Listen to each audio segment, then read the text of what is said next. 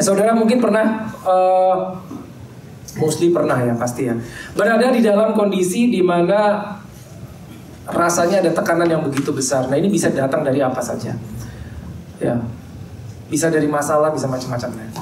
Sampai saking besarnya sampai kadang-kadang kita datang kepada Tuhan,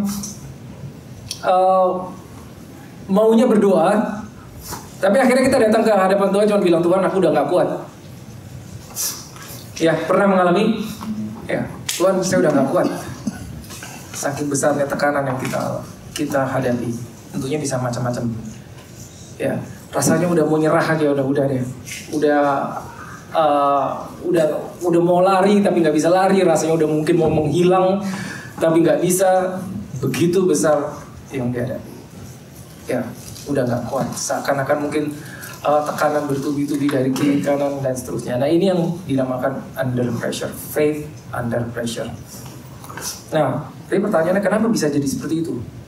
Apa sih kira-kira sebabnya? Ada bermacam-macam sebab. Ada bermacam-macam sebab. Kita akan coba lihat apa yang bisa menyebabkan bahwa iman kita berada di dalam tekanan. Nah tentunya faith under pressure itu seperti faith under attack. Ya ternyata faith itu bisa under attack, iya. Gitu. Berarti kalau kita lihat statementnya faith under attack, berarti ada yang menyerang, ya tentunya dari pihak yang jahat ya, kita tahu, ya kita tahu pada saat kita lahir baru, setiap kita pada saat kita lahir baru, berarti kita berpindah dari gelap ke terang, kan betul, ya. Lahir baru berarti kita pindah dari gelap ke terang. Nah bayangkan saudara pindah dari gelap ke terang. Berarti mereka yang berada di pihak gelap, penguasa gelap, tidak suka saudara pindah ke terang. Betul kan? Sesimpel itu toh. Mereka tidak suka, dan bukan cuma tidak suka, mereka tidak tinggal diam. Mereka akan berusaha menarik kita balik ke gelap dengan segala cara. Sehingga seringkali kita tanda kutip rasanya iman kita hilang, habis iman kita. Kita akan lihat kenapa kira-kira bisa terjadi seperti ini. Ada banyak sebab. Nomor satu, ini bisa jadi sebabnya. Saat kita berdoa, tapi jawaban doa tidak datang. Jika kita datang kepada Tuhan, kita bilang, Tuhan aku udah berdoa sekian lama, tapi kok belum dijawab-jawab. Bisa seperti itu.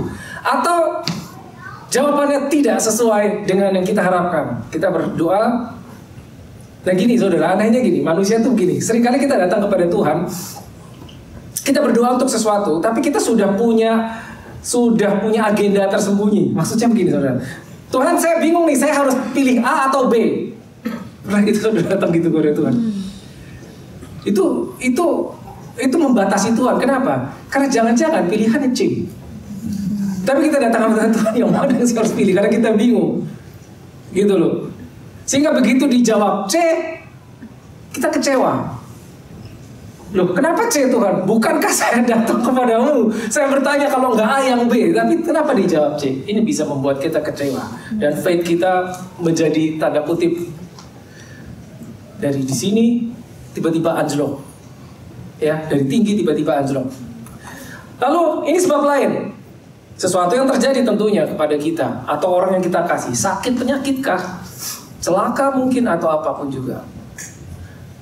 Dan kita bisa dengan mudah kita datang kepada Tuhan dan bertanya, Tuhan mengapa kau biarkan ini terjadi, gitu kan? Populer dong. Padahal Tuhan tidak membiarkan itu. Bahkan ada bisa jadi lebih parah, Tuhan, why did you do this? Kenapa engkau melakukan ini? Bukan Tuhan yang buat. Bukan. Kenapa kita bisa tahu bukan Tuhan yang buat? Karena dalam perbendaharaan Tuhan tidak ada yang buruk. Yes. Kalau kita pernah ngomong dan bisa ngomong God is good, berarti di sisi lain the devil is bad. Yeah. Anggap maksudnya itu. Karena nggak ada abu-abu di depan Tuhan. Kalau God is good on this side, on the other side the devil is bad. Sehingga if there is something bad, it's not from God. Ya. Lalu apa lagi yang bisa menyebabkan ini terjadi? Tuhan, saya sudah melayani sekian tahun, sekian belas tahun, sekian puluh tahun, tapi kenapa hidup saya begini-begini terus? Kita kecewa. kita datang kepada Tuhan. Lalu kita sering bisa jadi ngambil keputusan, udah Tuhan, saya berhenti pelayanan. Bahkan udahlah, nggak usah Tuhan-Tuhanan lagi. Di luar sana banyak yang bisa lebih sukses tanpa Tuhan-Tuhanan. Saudara pasti pernah dengar cerita seperti itu kan? Ya. Lalu apa lagi sebabnya? Yang ini. Sesuatu buruk terjadi, sesuatu yang baik terjadi sama orang, bukan sama kita. Kita datang pada Tuhan bertanya, Tuhan, bukankah saya yang berdoa? Kenapa dia yang terima? Ada yang pernah mengalami? Tuhan, aku yang berdoa, Tuhan. Si A, si B kayaknya gak serajin aku doanya. Si A, si B gak pelayanan. Tapi kenapa dia yang dapat promosi? Gitu. Mungkin pernah mengalami. Atau hal lain, dikhianati oleh seseorang yang kita tahu, ya, saya pikir dia baik, ternyata tidak baik. Saudara tahu, bahkan bisa hari ini kita punya iman segini, less than 24 hours, bisa kurang dari 24 jam anjlok habis. Apa bisa begitu? Bisa, nanti kita akan lihat di Alkitab di mana ada. Bukan cuma jadi 0, bahkan bisa minus. Oh, bisa. Dan satu lagi, rejection, ditolak. Ditolak tuh bukan ya di sini mungkin kebanyakan udah berkeluarga ya. Mungkin kalau yang anak muda ditolak oleh seseorang yang tanda kutip dikasihi, bisa jadi. Tapi bukan cuma itu. Bisa ditolak dalam berbagai hal. Ditolak pada saat kita mencari pekerjaan, ditolak, penolakan dari punya harapan Tuhan, Engkau yang menyediakan semuanya, aku hanya percaya padamu Tuhan, tapi ditolak. Oke, gak apa-apa Tuhan, aku coba lagi, ditolak lagi. Seberapa tahan kita ditolak? Sampai berapa penolakan kita masih bisa bilang, Lord, I worship you. Habis ditolak sekali, 2 kali, 3 kali, 4 kali, apa kita masih bisa, Lord, I trust you. Nah itu dia pertanyaannya. Saudara masih ingat, kalau saudara ikuti seri Faith yang 2 bulan lalu, paling tidak saya pernah sampaikan ada at least 3 kategori. Nomor 1, kategori iman yang pertama adalah pada saat kita percaya, Tuhan memberikan kita something. Tuhan telah memberikan kebaikannya buat kita. Oke. Itu yang pertama. Yang kedua adalah pada saat kita percaya, kita bisa menggunakan apa yang Tuhan telah berikan kepada kita. Yang kedua. Tapi level 3, ada yang masih ingat? Level 3 adalah bagaimana kita tetap beriman jika harapan kita tidak datang-datang. Kita udah percaya, kita udah berdoa, tapi doanya nggak datang-datang, jawabannya. Apakah kita masih bisa bilang, Lord, you are good? Yang ketiga itu yang paling susah, saudara. Yang ketiga yang paling susah. Nah ini kita bicara tentang faith under pressure atau under attack. Nah, seperti biasa kita selalu belajar dari satu karakter atau lebih dari satu karakter di Alkitab. Nah hari ini kita akan belajar dari satu karakter yang seseorang dari perjanjian lama yang bernama Elia.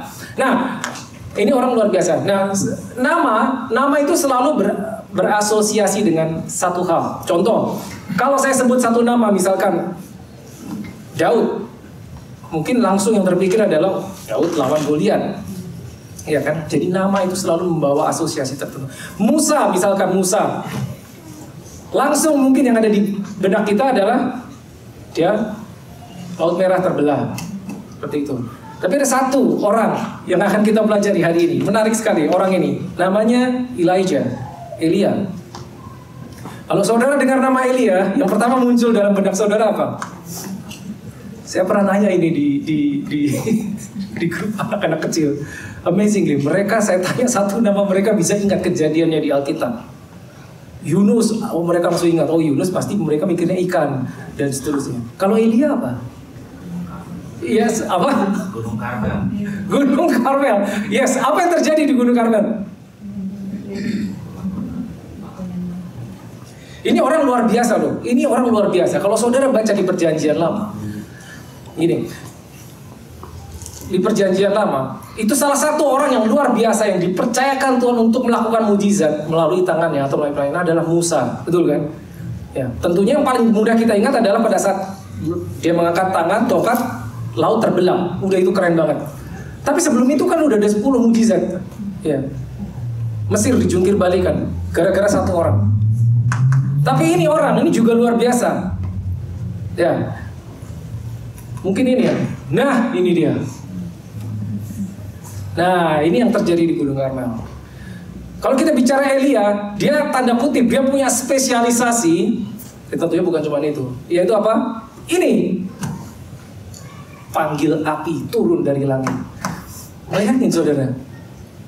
Dia bisa panggil api turun dari langit tanpa protokol, tanpa persiapan.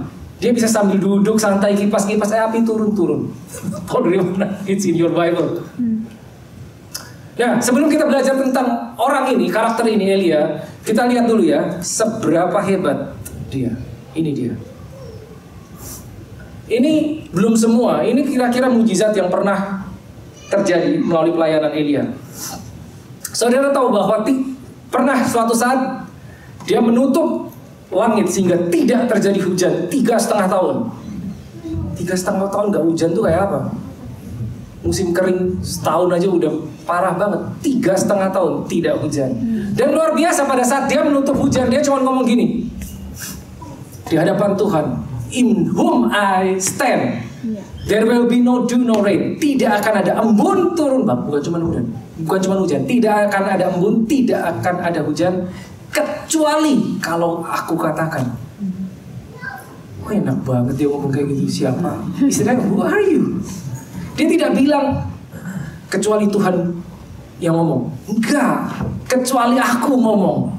Itu saya udah kasih reference ayatnya. Saudara boleh buka sendiri karena saya nggak punya waktu untuk run through semuanya. But this guy is amazing. Amazing power. Dia cuma ngomong, aku ngomong gak akan hujan, gak akan hujan. Dan bukan cuma itu, 3,5 tahun selesai, dia juga yang harus membuka sehingga hujan turun. Lalu saudara pasti ingat ada mujizat ya pada saat dia menolong seorang janda, ya, tepung ya tidak habis-habis, dipakai tidak habis-habis. Membangkitkan orang mati, anak seorang janda itu ada di situ juga. Dan yang nomor 4 ini yang luar biasa, mengalahkan 450 Nabi Baal dan 400 Nabi Asyitoret. Di situ nggak saya tulis.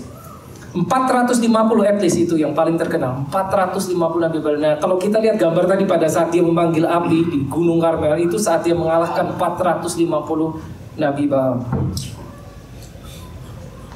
Berlari lebih cepat daripada kereta kuda. Gimana caranya? Ini mujizat melalui Elia. Memanggil api turun dari langit dan membunuh 50 orang plus 1 kali 2, berarti 102 orang. Suatu saat dia duduk di atas bukit. Dia mau ditangkap. Raja Israel pada saat itu bernama Ahab, jahat di mata Tuhan, kirim 50 orang pasukan dengan satu kaptennya, jadi 51 orang. Elia lagi duduk di atas bukit. Panggil, Elia turun. Dia dengan santainya panggil api turun dari langit dan membakar 51 orang. Dan 2 kali terjadi. Berarti dia menghabisi 102 orang. Just like that. Pakai api. Ini orang. Segitu powerfulnya. Split the Jordan River. Dia tanggalkan jubahnya, dia pukul sungai Yordan terbelah. It's in the Bible. Saudara bisa lihat sendiri, di situ saya udah kasih ayatnya. Dan orang ini tidak pernah mengalami kematian. Dia terangkat ke surga hidup-hidup. Powerful. Siapa Elia? Powerful. Nah, sekali lagi pada saat kita belajar satu story, penting sekali kita tahu background, ya, setting dari cerita tersebut. Zaman Elia pada saat itu, bangsa Israel sedang jatuh ke dalam penyembahan berhala. Ya, seluruh Israel jatuh ke dalam penyembahan berhala. Mereka melakukan yang jahat di mata Tuhan. Kenapa? Gara-gara rajanya jahat. Rajanya namanya Ahab. Ya. Tapi sebetulnya yang lebih jahat istri rajanya yang namanya Jezebel. Gara-gara Isabel, ya, dia menyembah berhala, seluruh bangsa jatuh dalam penyembahan berhala. Nah, itu background story-nya yang akan kita lihat. Ya. Sehingga ada zaman itu ada yang namanya 450 orang at least Nabi Baal. Nabi Baal itu nabi yang menyembah Baal, bukan menyembah Allah Israel. Gitu.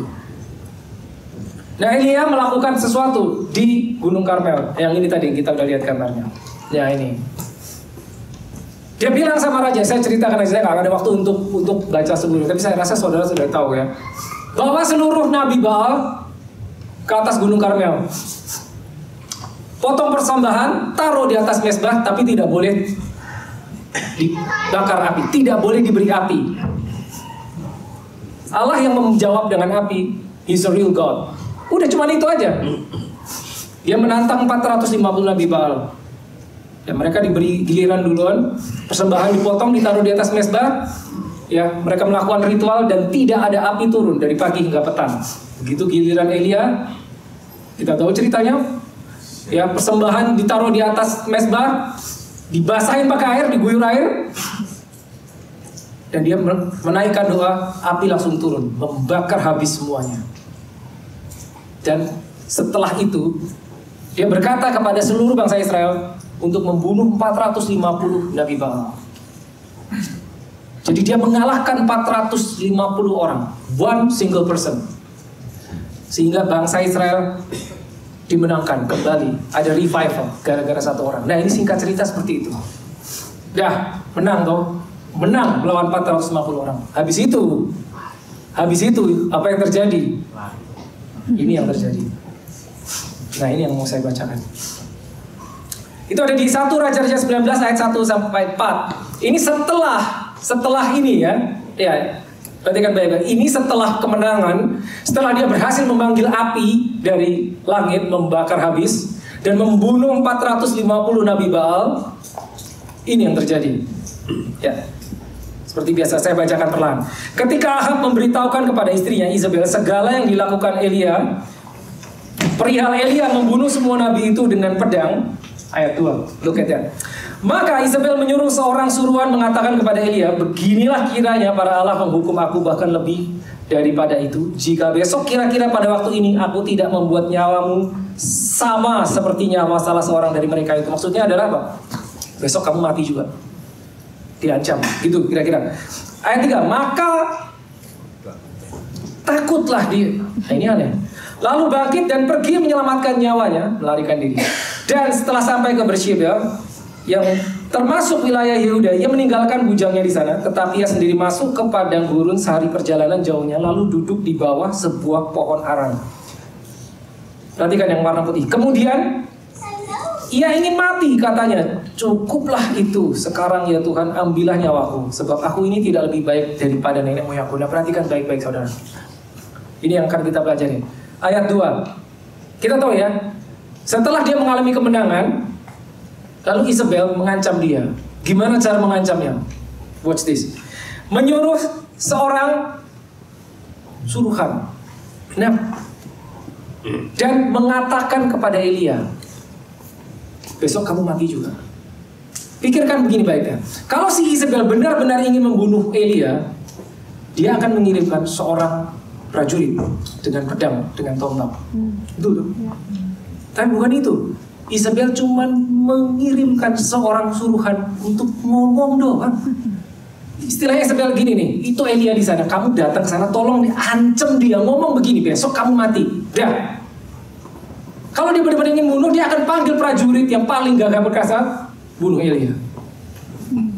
Tapi tidak. Datang ke sana, ancam dia. Itu yang dilakukan. Cukup dengan ancaman. Dan apa yang terjadi?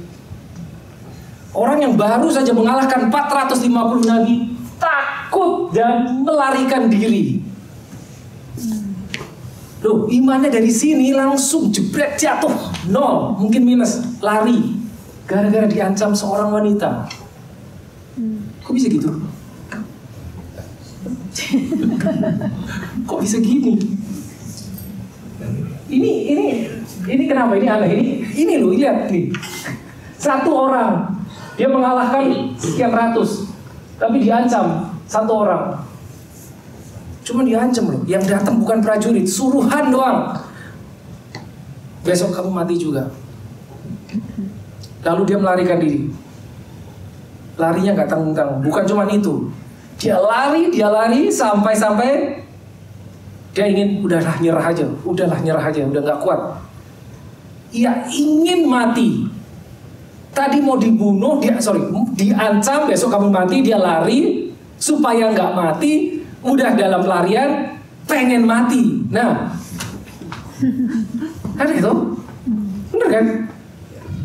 Udahlah mati aja. Sampai dia bilang udah sekarang Tuhan ambillah nyawaku. Saya percaya kita nggak ada dua gini. Ini Elia, nabi besar, punya kemampuan luar biasa. Kita udah baca tadi apa yang dia bisa lakukan. Faith under attack.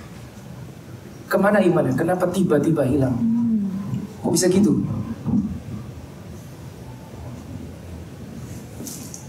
Kalau saudara ikuti, saudara kan tahu ini bahaya. Ini yang bahaya. What you hear is dangerous. Very dangerous. Tapi bagaimana? Kita selalu mendengar kabar buruk toh. Senin sampai Jumat saudara buka TV, internet, lihat koran, headline selalu kabar buruk. Bagaimana menghindari mendengar yang buruk? Kenapa? Kenapa bisa seperti itu? Karena Elia memberikan dirinya mendengar kabar yang tidak seharusnya dia percaya. Jadi dia percaya dengan ancaman itu. Aduh, besok saya mati kalau saya nggak lari. Itu. Dia tidak berhenti dulu dan menganalisa, benar nggak ya? Nangkap ya maksudnya saudara ya? Kalau benar-benar dia mau dibunuh, dia harusnya didatangi seorang prajurit. Tapi tidak demikian.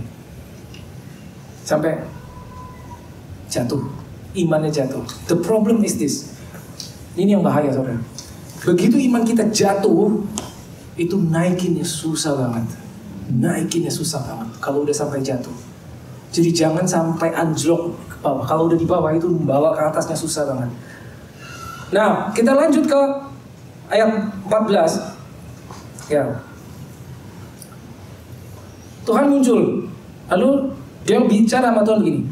Aku bekerja segiat-giatnya bagi Tuhan, Allah semesta alam. Karena orang Israel meninggalkan perjanjianmu, meruntuhkan mesbah-mesbahmu dan membunuh nabimu dengan pedang. Hanya aku seorang dirilah yang masih hidup dan mereka ingin mencabut nyawaku. Apa yang kita pelajari statement ini? Pada saat kita under pressure, iman kita diserang, mostly kita akan berpikir problem kita adalah yang paling berat sedunia. Bener gak? Betul toh? Udah paling berat so. Gak ada orang lain yang punya masalah seberat saya Tuhan. Ini hanya aku seorang diri. Apakah benar? Udah gak ada orang lain. Apakah benar tinggal Elia doang yang masih takut sama Tuhan? Apakah udah gak ada orang lain? Ternyata tidak. Ini lihat berikutnya. Lihat ayat 18. Tetapi aku, ini jawab Tuhan. Bukan aku akan nih, sebetulnya aku telah. Kalau saudara lihat bahasa Inggrisnya, aku telah meninggalkan 7.000 orang di Israel, yakni semua orang yang tidak sujud menyembah Baal dan mulutnya tidak pernah mencium dia. Jadi sebetulnya apa? Paling tidak masih ada 7.000 orang lain yang takut akan Tuhan. Tapi Elia menyangka udah habis, nggak ada orang, tinggal saya sendiri Tuhan. Bukankah itu? Tadi udah kita bahas di depan. Tuhan, aku sudah melayanimu begitu setia. Tapi kenapa gini kondisiku Tuhan? Tuhan, aku bekerja segiat-giatnya. Itu kan yang dibilang Elia. Tapi seluruh bangsa meninggalkan Kau dan mereka ingin membunuh aku. Tinggal aku sendiri Tuhan, gak ada yang lain. Padahal masih ada sekian ribu orang. perspektifnya sudah tertutup, sudah dibutakan. Dia sudah berpikir, masalahku udah yang paling berat. Kalau aku nggak lari, aku mati. Itu yang terjadi. Seringkali kita bisa mengalami seperti itu, saudara. Kalau kita membiarkan apa yang kita dengar itu menjadi yang kita percaya, kita akan berada senasib dengan itu. Tuhan, berat sekali udah. Saya kasih ilustrasi gini, saudara. Ada seorang yang sakit kakinya, sakit sekali, susah jalan, sakit, nggak tahu penyakit apa, kakinya sakit sekali, dia susah jalan, sebelah kaki. Pokoknya udah sakit banget, udah nggak tahan. Dia memutuskan pergi ke dokter. Ini zaman pertengahan abad pertengahan. Tapi di tengah perjalanan dia mau ke dokter, dia melihat ada seorang penjual koran berteriak di pinggir jalan menjual korannya, dagangannya. Dan si penjual koran itu nggak punya kaki, kakinya buntung. Detik itu dia merasa ternyata problem saya nggak kalah berat sama dia. Dia nggak punya kaki, saya masih punya kaki. Emang kaki saya lagi sakit, tapi dia nggak punya kaki. Dia masih bekerja giat. Nah, maksudnya saudara, pada saat kita mengalami sesuatu, seringkali jika kita bisa melihat ke tempat lain, kita akan tahu bahwa ternyata ada orang yang lebih susah kondisinya sama kita. Ada orang yang lebih susah kondisinya daripada kita. Itu saudara. Jadi kita jangan lihat diri kita doang. Look around. Kalau kita lihat diri kita, satu hal yang akan hilang. Nomor satu, kita tidak akan bisa bersyukur. Gak bisa. Tapi kita akan menjadi ahli mengeluh. Karena kita pikir kita yang paling berat. Ini yang terjadi sama Elia. Kenapa bisa terjadi? Karena dia membiarkan perkataan ancaman dari suruhannya Isabel menjadi sebuah statement yang dipercayai. Udah buyar. Oke. Ini Elia. Nah, minggu lalu kita baru belajar dari Daud. Iya kan? Saudara, kalau ada di sini minggu lalu. Di hadapan Daud ada Goliat, tingginya 3 meter. Mengancam juga toh, ngomong juga toh Goliat kan. Tapi responnya Daud beda. Dia lebih percaya dengan Tuhan dibandingkan apa yang ada dilihat. Nah, ini Elia ini aneh sekali karena dengan sekali berdia, kemampuan dia. Saya waktu baca ini saya terganggu, saudara. Tahu nggak kenapa? Gini. Saya kalau baca Alkitab saya selalu stop and then pray and then meditate. Pada saat si Elia diancam, si Isabel menyuruh suruhan datang mengancam Elia. Elia, besok kamu akan mati. Yang mengganggu saya gini, kenapa kok nggak dia panggil aja api itu bakar kurang? Selesai toh. Dan kalau dia bisa memanggil api untuk membunuh 102 orang pasukan, apa susahnya cuma 1 orang datang? Kepikir gak saudara? Yes. Tapi itu tidak dilakukan dia. Dia cuma mikir, aduh bahaya, aku menyelamatkan diri, lari sudah. Bahkan anointing sebesar apapun jebret, hilang langsung. Iman yang setinggi langit ambles sudah, hilang semua. Ambles, hilang semua. Nah, kita akan membandingkan kehidupan Elia dengan Daud.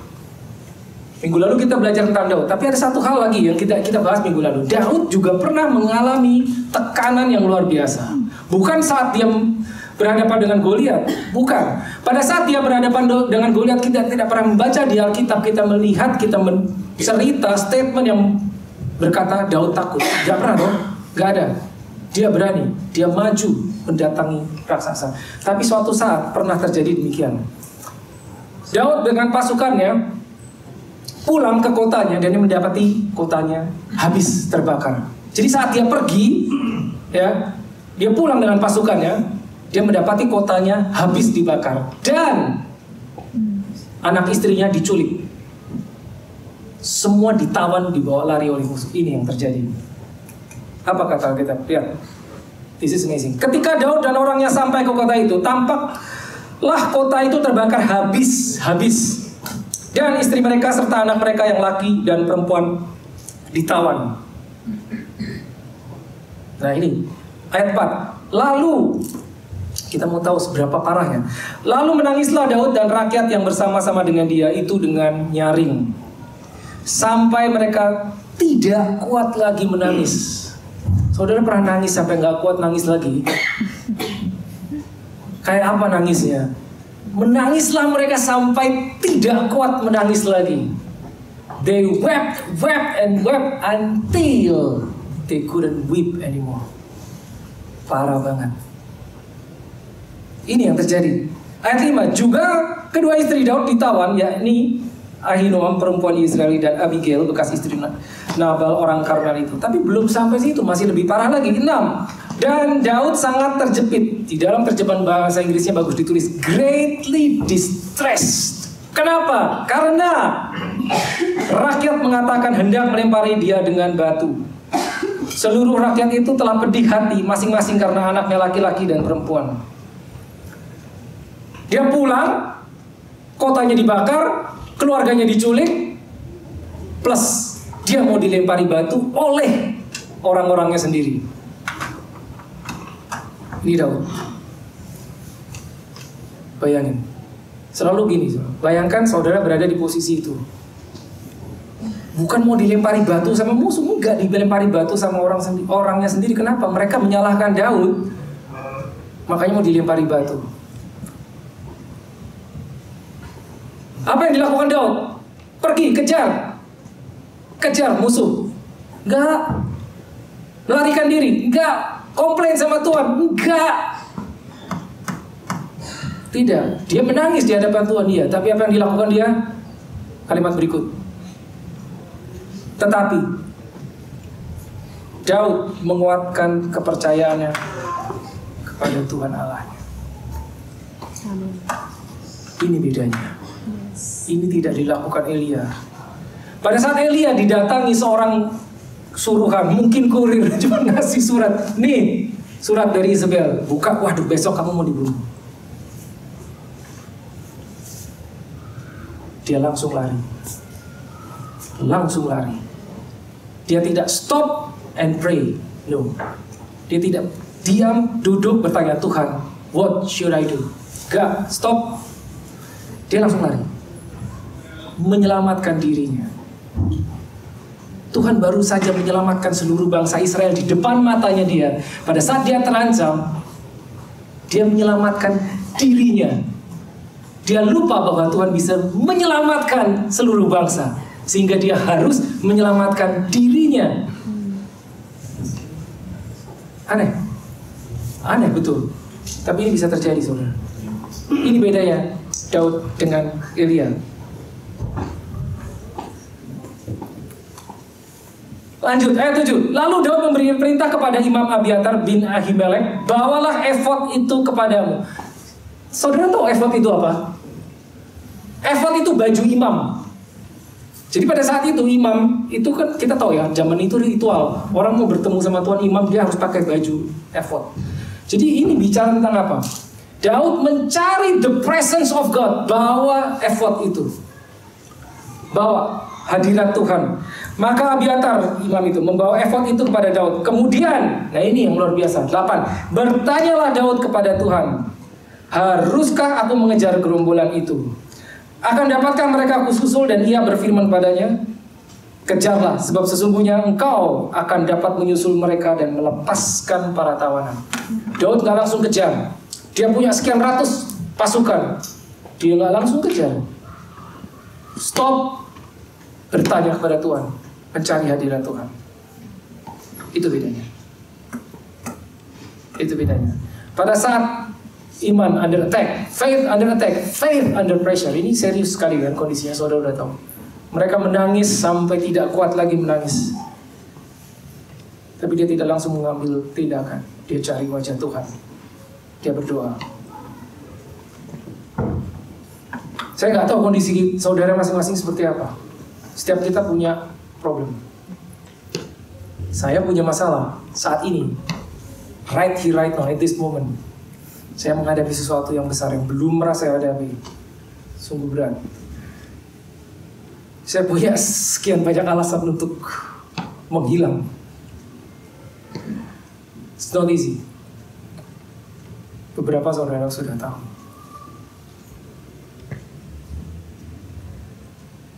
Itulah pentingnya firman Tuhan. Itulah pentingnya firman Tuhan. Gitu loh. Ya, kalau saudara ikuti seri Faith, seberapa besar kemampuan kita berdiri pada saat under attack, itu seperti kita punya stok iman yang bisa kita ambil kapan kita perlu. Makanya saya pernah sampaikan, iman itu seperti kalau saudara punya kartu ATM, kartu EFPOS, saudara mau melakukan transaksi, tap, bisa toh? Sebelum saudara tap, saudara enggak, sebentar ya, saya cek dulu ada isinya enggak. Saudara tahu itu ada isinya, saudara dengan yakin tap itu dan itu bisa melakukan transaksi. Karena saudara tahu, dalam hatimu you know bahwa itu ada isinya.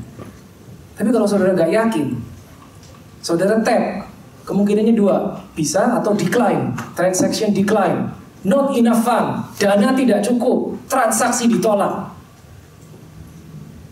Kalau kita tidak punya firman Tuhan, kenapa firman penting? Karena firman, gara-gara firman itu iman bisa timbul. Faith comes by hearing the word of God. Itu seperti pada saat kita mau melakukan transaksi, kita tap, lalu yang muncul transaksi ditolak, dana tidak cukup.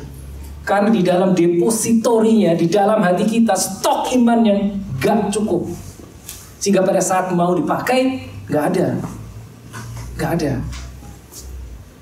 Ya. Saya selalu sampaikan ini saudara, yang bahaya adalah pada saat keadaan baik. Karena keadaan baik, seringkali kita tidak menambahkan iman ke dalam depositori, ke dalam hati kita tuh nggak tambahin. Saat kita membaca firman Tuhan, kita mendengarkan kabar baik, kita mendengarkan firman Tuhan, itu kita seperti mengambil dan menaruh ke dalam bank account firman kita, bank account iman, tambah terus. Saat keadaan baik itulah the best time untuk membangun iman kita. Sehingga pada saat keadaan krisis cukup. Gitu. Jangan sampai kita kedapatan saat keadaan krisis kita mau pakai kosong. Dan jangan lupa. Tadi Elia dia mengatakan, cukuplah Tuhan, ambil nyawaku karena aku tidak lebih baik daripada moyangku. Statement itu, aku tidak lebih baik dari moyangku. Mungkin sebelumnya dia berpikir dia lebih baik. Sehingga dia bilang ternyata aku gak lebih baik. Udah Tuhan, aku mati aja. Itu yang diinginkan musuh kita. Gitu. Makanya biasanya kalau orang bunuh diri itu didahului dengan hilang harapan toh. Makanya dia mengakhiri dirinya sendiri. Itu, that's dangerous. Dan ingat saudara, jangan biarkan sampai bawah. Pada saat kita berjalan, apapun yang menyebabkan iman kita turun, kita harus ada alarmnya. Begitu udah turun, kita harus tahu, oh ini udah tiris nih, udah dikit lagi empty. Kita harus tambah, kita harus naikin lagi, Kenapa? Kalau udah sampai bawah susah naikinnya.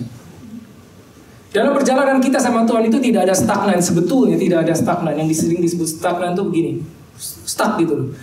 Cuma ada dua kemungkinan. Kalau nggak kita lagi naik, dijamin kita pasti sedang turun. Meskipun nggak kerasa, kalau kita sudah sedang turun, kerasanya nanti kalau udah jauh di bawah baru kerasa. Kenapa? Karena udah susah banget naiknya. Jadi nggak ada sebetulnya stagnan. Kalau nggak kita push ke atas, kita pasti sedang turun. Kenapa? Karena ada kuasa lain yang selalu menarik kita ke bawah. That's the problem. Nggak kerasa saudara. Turunnya dikit-dikit. Begitu udah sampai bawah, susah naik. Itu yang terjadi. Jangan sampai kita kedapatan, kita nyadar, kok habis iman saya. Saya pernah ngalami saudara, tertekan. Benar-benar tertekan sampai pada saat mau doa udah nggak bisa, doanya udah nggak tahu gimana. Puji Tuhan, I know setiap kita yang dibaptis Roh Kudus, kita bisa berdoa dalam Roh. Pray in the Spirit. Pada saat engkau tidak bisa berdoa, kau tidak tahu lagi doanya mesti gimana. Berdoa dalam Roh. Karena itu akan akurat. Apa yang keluar dari mulut kita akan akurat. Pada saat kita sedih, hati sesak, itu nggak bisa doa loh. Bisa jadi doa tuh udah mau doa tapi nggak bisa ngomong apa-apa. Karena saking sakit hati, saking sesaknya hati. Bisa sekali. Saya pernah mengalami seperti itu. Saya pernah mengalami, saudara. Sampai iman itu habis. Satu-satunya yang tersisa cuman percaya. Saya masih percaya bahwa there is God. Udah tinggal itu aja. Masih ada Tuhan, itu saya masih percaya. Tapi apakah Tuhan bisa menolong? Apakah Tuhan bisa membebaskan? Apakah Tuhan pernah melakukan segala semua yang ada di Alkitab? Hilang dari ingatan. Hilang. Ayat hafalan hilang semua. Tinggal satu yang tersisa. Lord, I still believe there is God. Udah, cuman itu sisanya. Itu kayak bangkrut. Bener-bener bangkrut. Iman bangkrut. Nggak ada sisanya. Cuman itu doang. Tapi kalau itu udah hilang, saya nggak bisa kebayang apa lagi. Mungkin saya udah nggak berdiri di sini di hadapan saudara. Itu dia. Saya punya seorang anak rohani di Afrika, di Uganda. Saya cerita sedikit tentang ini orang luar biasa. Kenapa luar biasa? Dia punya iman yang extraordinary. Dia juga seorang pastor. Ya, Uganda itu jaraknya kurang lebih 12.000 km dari Sydney. Singkat cerita, bagaimana saya bisa jumpa orang ini? Itu miraculous. Nanti saya akan share one day gimana saya ceritanya. Tapi yang saya ingin ceritakan tentang orang ini, ya, dia mengelola sebuah apa itu namanya? Panti asuhan. Ada sekitar 17 anak. Saudara tahu bahwa di sana itu masih ada kelaparan, masih banyak kelaparan. Kalau yang saya sebut kelaparan itu gini. Kelaparan itu bukan sehari nggak makan. Bukan, bisa 4 hari nggak makan. Bisa 4 hari nggak makan. Karena memang nggak ada yang dimakan. Saudara bayangkan ya, anak-anak di Afrika, jadi anak-anak kulit hitam, mereka melalui 4 hari tanpa makanan. Karena memang nggak ada yang dimakan. Kenapa? Ya memang miskin. Itu masih terjadi. At this moment masih terjadi. Ya, mereka menyewa sebuah tempat untuk perlindungan. Ya, jadi kayak buat shelter lah anak-anak. Udah habis waktunya harus bayar, nggak ada. Diusir keluar, barang-barang dilempar keluar. 4 hari nggak makan. Plus anaknya mati. Plus dia terkena sakit usus buntu. Coba pikir. Bersamaan. Dia harus menanggung 14 atau 17, saya lupa jumlahnya. Mungkin sekitar 17. Anak-anak kecil. Dari bayi sampai umur 9 tahun, kalau nggak salah. 8 apa 9 tahun. Gak bisa bayar rent, diusir keluar. 4 hari gak makan. Kena usus buntu. Anak kandungnya mati. Coba bayangkan. Satu pagi dia kontak saya. Dia bilang, kayaknya saya mau bunuh diri. Saya dapat message di handphone saya dari tempat yang jaraknya 12.000 km pagi. I think I'm gonna commit suicide. Udah gak kuat. Coba bayangin. Ini orang yang imannya luar biasa. Kenapa saya bisa bilang ini orang imannya luar biasa? Dalam keadaan 4 hari gak makan sama anak-anak kecil, itu berkumpul doa. Masih bisa doa, masih bisa berkumpul doa. Kira-kira yang didoain apa? Kalau sudah bisa tebak. Sama anak-anak ini, anak-anak kecil dalam keadaan kelaparan, berkumpul pegangan tangan, gandengan tangan doa. Kira-kira yang didoain apa? Tahu ya saudara, yang mereka doakan? Mereka doa, Tuhan kami berdoa untuk perdamaian negara yang berperang. Coba bayangin. Ini orang kelaparan, doanya masih kayak gitu. Mereka tidak berdoa, Tuhan kirimkan kami makan. Enggak. Saya lihat dengan mata saya, ada di videonya. Mereka masih berdoa untuk negara yang perang. Dalam keadaan 4 hari gak makan karena gak punya makanan. Mereka masih keluar jalan pakai speaker yang udah pecah itu. Masih berteriak-teriak suaranya sembar tuh. Jesus is Lord, Jesus masih menginjil di jalan. Saya bertanya sama Tuhan, kalau saya di posisi mereka, mungkin saya nggak kuat juga. Gitu. Bukankah keadaan kita jauh lebih baik sekarang? Saya tidak mengecilkan sesuatu problem. Mungkin ada saudara yang punya problem berat, mungkin, gitu. Tapi itu seperti tadi, seperti orang sakit kakinya. Seringkali kita melihatnya terlalu sempit. Bahwa ada orang ternyata yang masalahnya lebih besar daripada kita, gitu. Sehingga kita lupa bersyukur atau sulit untuk bersyukur. Bagaimana dengan Yesus? Pada saat dia melayani 3,5 tahun, dia pernah stres? Pernah. Kapan? I'll close with this. Ya, worship mulai kembali. Markus 14, ini kejadian di Taman Getsemani. Then they came to a place which was named Getsemani, Taman Getsemani. And he said to his disciples, Yesus berkata kepada muridnya, sit here while I pray. Duduk dan saya mau berdoa. 33. And he took Peter, James, and John with him. 3 orang saja yang diajak. And he began to be troubled and deeply distressed. Bukan cuma distressed, deeply distressed. 34. Then he said to them, my soul is exceedingly sorrowful, even to death. Ini Yesus. Stay here and watch. Bahasa Indonesia bagus terjemahan ini. Hatiku sangat sedih, extremely sorrowful. Seperti mau mati rasanya. Yesus pernah mengalami. Hatiku sangat sedih, seperti mau mati rasanya. Bedanya sama Elia. Elia berdoa, Tuhan, aku mati saja, ambil aku. Kalau Yesus, dia berdoa kepada Bapa, hatiku sangat sedih. Dia menceritakan problemnya kepada Bapaknya. Sangat sedih, seperti mau mati rasanya. Tapi kalau saudara lanjutkan ayat ini, saudara akan lihat statement dia berikutnya. Karena dia berusaha bernegosiasi tentang keselamatan kita, saudara. Dia bilang, Bapa, jika mungkin, biar cawan itu menderita. Biar cawan ini lalu daripada aku. Tapi, ada tapinya. Bukan kehendakku. Kehendakmu yang terjadi. Dan kita bersyukur, Bapa di surga tidak menjawab doa itu loh. Tidak ada, oke, lalu Bapa berkata, oke nak, cawan akan aku lalukan daripadamu. Kalau itu yang terjadi, kita nggak selamat. Karena dia nggak jadi disalib. Untung jawabannya nggak kayak gitu. Silent. Heaven was silent.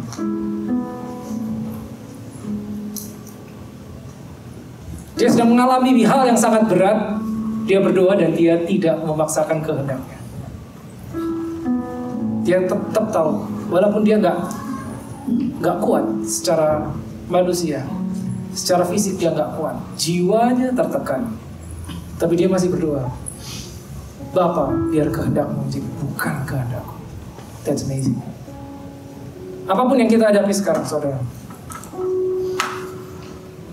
apapun yang kita hadapi, jangan lari kayak Elia. Elia, he was a great man of God. Dia luar biasa. Anointingnya luar biasa, tidak diragukan lagi. Orang yang tidak pernah mati bahkan. Tapi satu titik, dia melarikan diri. Yang seharusnya, kita tahu dia nggak harus lari. Apapun yang kita hadapi, selama, listen to this, apapun yang saudara hadapi, seberat apapun, selama Yesus masih Tuhan, belum pensiun, masih ada harapan. Selama Yesus masih Tuhan, masih ada harapan. Let's pray.